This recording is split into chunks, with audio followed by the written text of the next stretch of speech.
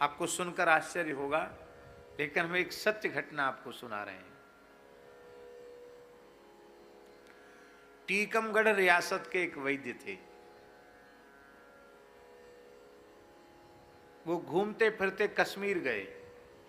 उस समय के जो कश्मीर के राजा थे, हिंदू राजा ही थे कश्मीर के, ये तो बाद में सब वहाँ उपद्रव हुआ है।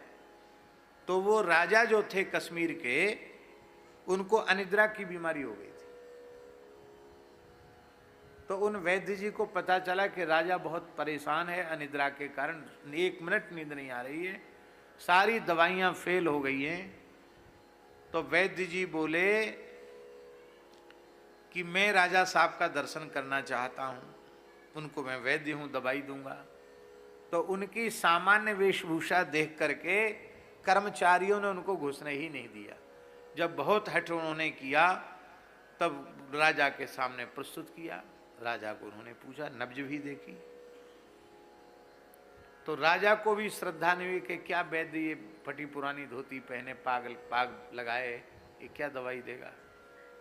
तो राजा ने कहा कि दवाई तो बहुत खाते खाते थक गए हैं, आपके पास ऐसी कोई औषधि हो कि न खाना पड़े न लगाना पड़े और हम ठीक हो जाएं, तो आप दे सकते हो। अर्थ समझे? अर्थ समझे, हमको खाना ही नहीं, न लगाना है न खाना है, जाओ। पर वैद्य बोला कि आयुर्वेद में ऐसी भी औषधियां हैं, रसौषधियां हैं, जिनको देखने से रोगी रोग मुक्त हो जाए। महाराज मुझे समय दीजिए, अपने सेवकों के सहित थोड़ा मैं जंगल में घूमूंगा, यदि वह औषधि मिल गई तो आप रोग मुक्त हो जाएंगे। महाराज जी वो घूमे जंगल में, उनको औषधि मिल गई। उसको उन्होंने रस निकाला उसका, वो अंडी के तेल में उसको मथा। वो अंडी के तेल में मथने के बाद राजा के कक्ष में उसको दीपक को रखा और सेवक को कहा कि दीपक जलाकर वहां खड़े मत रहना, नहीं तो तुम भी वहीं गिर जाओगे, सो जाओगे।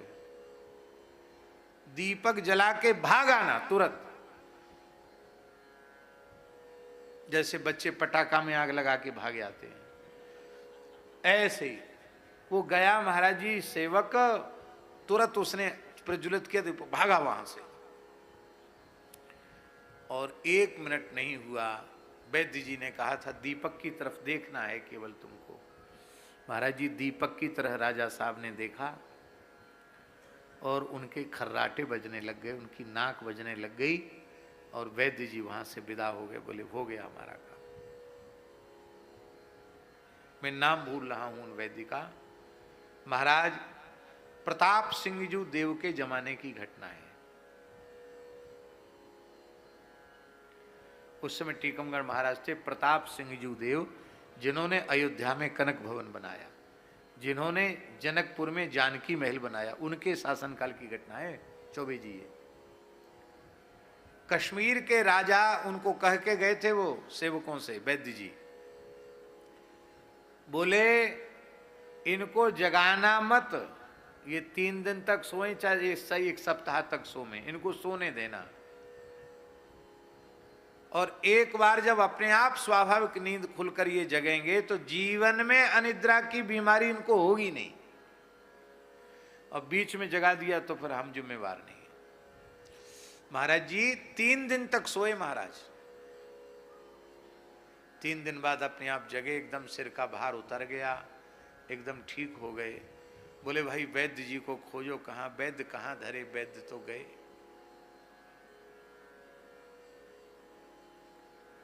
सुनने में ऐसा आया कि कश्मीर महाराज टीकमगढ़ खोजते हुए वैद्य को आए थे, और महाराज साहब से कहा था कि उस धन्वंतरी का हमें दर्शन करना है।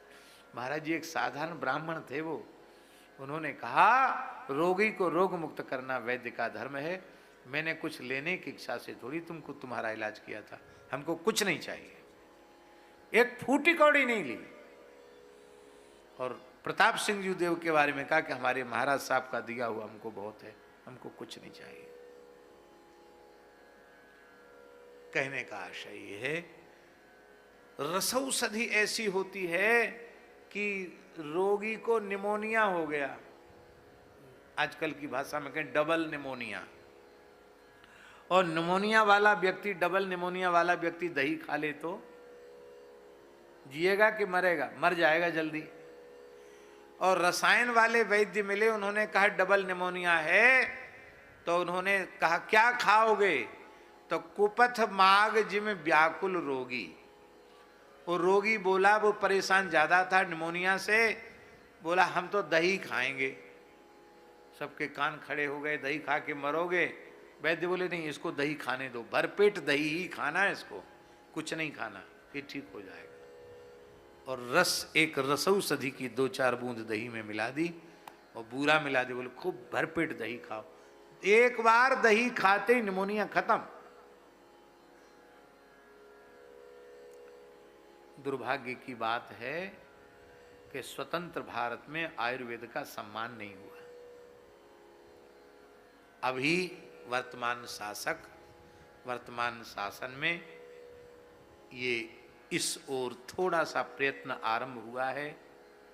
हमारी तो भगवान से प्रार्थना है बाबा कि योग और आयुर्वेद, इसको भी भारत सरकार की शिक्षा में स्थान मिलना चाहिए। प्राइमरी से लेकर स्नातक तक योग भी हो, जिससे लोग स्वस्थ और निरोग रहें, और आयुर्वेद भी हो। आयुर्वेद का स्वाभाविक ज्ञान, प्राइमरी के बच्चे को कितना ज्ञान होना चाहिए, मिडिल वाले को कितना ज्ञान, इंटर वाले को, बीए एमए वाले को कितना ज्ञान, उसके अनुसार एक विषय यह भी होना चाहिए आयुर्वेद का। तो जितने अपने आप को स्वस्थ रखने के लिए जितने आयुर्वेद का ज्ञान है, जरूरी है, उतना जब शिक्षा के माध्यम से हो जाएगा तो ये ऊट पटांग चीजें खा करके, कुपथ्य कर करके लोग अपने शरीर को नष्ट कर रहे हैं, इससे ये देश बच जाएगा।